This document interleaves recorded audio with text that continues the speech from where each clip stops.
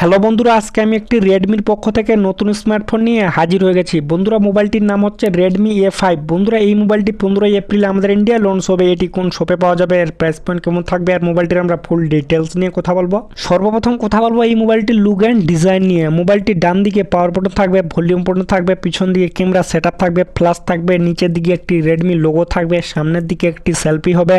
মোবাইলটির left সাইডে সিম কার্ডের tray থাকবে, নিচের দিকে চার্জারের পিন থাকবে। এই মোবাইলটি সিঙ্গেল স্পিকার হবে, 3টি কালারের হবে। আর লুকটিও দেখতে পাচ্ছ বন্ধুরা, খুব সুন্দর। মোবাইলটি অ্যান্ড্রয়েড 15 হবে। মোবাইলটিতে 2 বছরের ওএস আপডেট আর 4 বছরের সিকিউরিটি আপডেট থাকবে। মোবাইলটির থিকনেস হবে 8.3 mm, থিকনেস হবে 193 গ্রাম। মোবাইলটির ওয়েট হবে, সাইডে ফিঙ্গারপ্রিন্ট সেন্সর থাকবে, ফেস আনলক থাকবে, IP52 ওয়াটার রেসিস্ট্যান্ট হবে।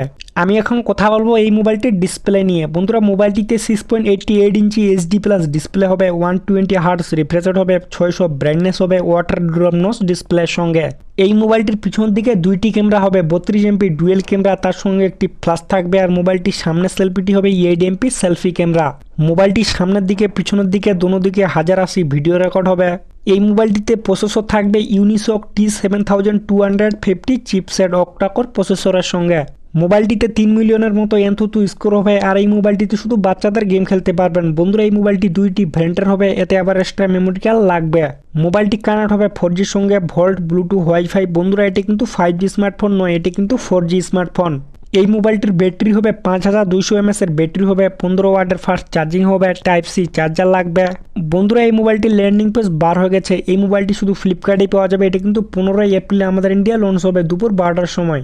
এই মোবাইলটির প্রাইস পয়েন্ট থাকবে 6500, আর ব্যাংক স্যাং অফার লাগিয়ে আরও একটু কম হবে। আপনারা যখন নেবেন অবশ্যই দেখে শুনে নেবেন। আর ভিডিওটি যদি ভালো লাগে তাহলে অবশ্যই লাইক করতে ভুলবেন না।